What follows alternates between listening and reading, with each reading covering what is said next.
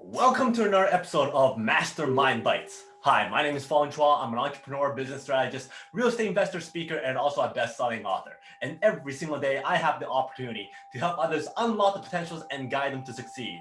Over the years, I've had the privilege to meet some of the most amazing people in the world, some of the most successful individuals in the world, and some of the most amazing masters of their skill set and industry. And today, I'm very happy to say that my feature person is Mr. Adam West.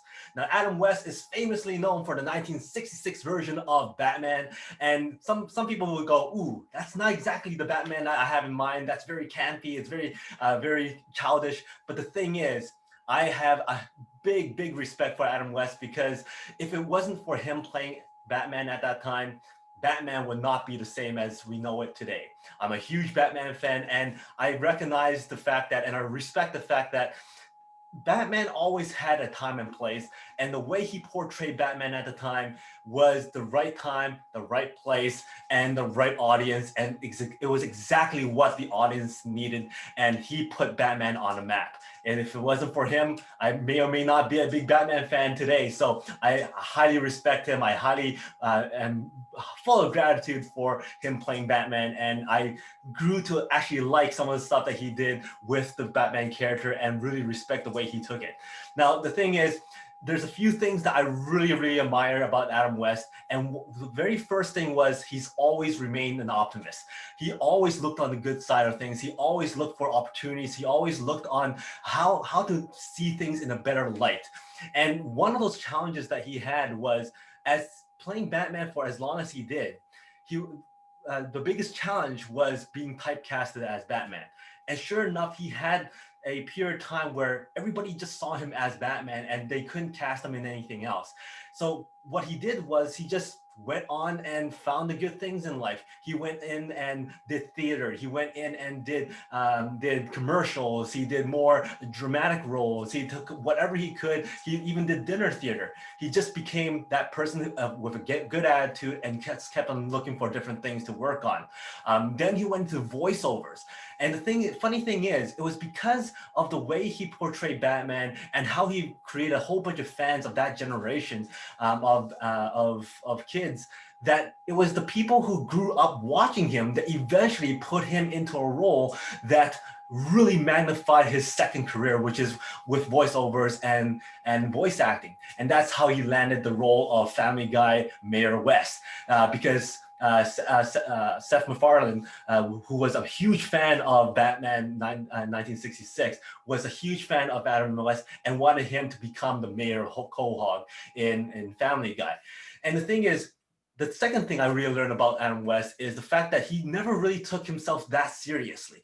He was able to make fun of himself. He was able to have fun with different characters, with himself, and just have a laugh. And that all stems back with making people laugh. He wanted to make people have a good time. He wanted to put smiles on people's faces. And if it came at his expense of making fun of himself, that's what he did. So he exaggerated his character. He exaggerated himself when it came to voiceovers and adding value and just having fun with it. And that's why Mayor West in Family Guy was such a big character and such a popularized character, was because he wanted to make people laugh. He wanted to add value. He wanted to put smiles on people's faces. And throughout his entire career, that's all he ever wanted to do. He wanted to make people laugh. He wanted to put smiles on people's faces. And the thing is, that actually helped him along with the typecasting problem as well. Not only that was he an optimist, but because he was always looking to add smiles on people's faces and make people laugh, eventually the fans of Batman at the time got older and wanted to create that whole genre of pulp culture, where Adam West became that person who everybody grew up to respecting.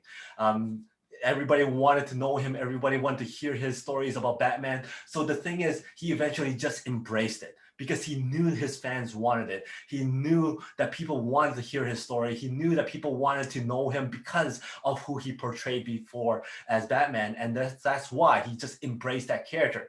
And the funny thing is, there was a lot of people saying that he became more popular and he had more work to do after the fact that he was Batman years later when he became pop culture.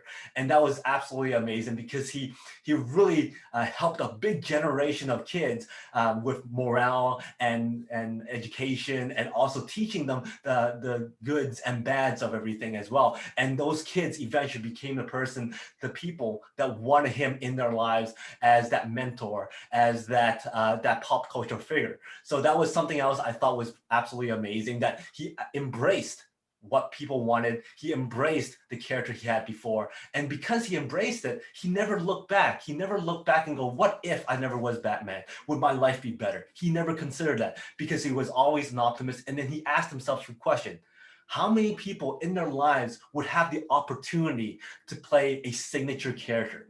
How many people in their lives would have an opportunity to play a classic character? He was one of those people. He embraced it and he loved it, and he uses it to add happiness to people. He used it to add smiles and laughter in people's lives. And that's something I very, very admire. Going back a little bit about how he was able to teach good and bad to a whole generation of kids, it was one of the things that he absolutely wanted to do in his Batman series, was that he always wanted it to have a life lesson, or he wanted it to be something that kids could watch and still learn something from it and have good morale as they were watching it. And one example was that within an episode, him and Robin was supposed to go and catch this bad guy, and they found out that this bad guy was going to be at this nightclub, and they go, okay, let's go. We have to go catch this bad guy now at this nightclub. Robin's already going. He's like, okay, let's get up, suit up, and let's go. He actually turns around. Batman says, well, you can't go because you're underage, and that's the law. I mean, who says that? That's very campy, very smart, and it was one of those lines that he came up with on the spot, and it was just that comedic little bit that Adam West put into his show, and I thought that was absolutely amazing. Now, when I talked about the voiceovers that he used to recreate and reinvent his second career, not only was he in Family Guy, he was the most famous for that voiceover part, but he actually appeared in tons of other voiceover parts. He was in Disney movies, he was in cartoons, he was in different movies and shows and all that kind of stuff. He was also invited onto The Simpsons. Again, Matt Groening of Simpsons was the person who was a big fan of Batman 66 and brought him in as a cameo. So that's what really drove his voiceover career. And he loved it because you don't have to dress up for it. You could be as old as you like. And he was doing that role very, very well. And he had a completely second reinvented career as Adam West.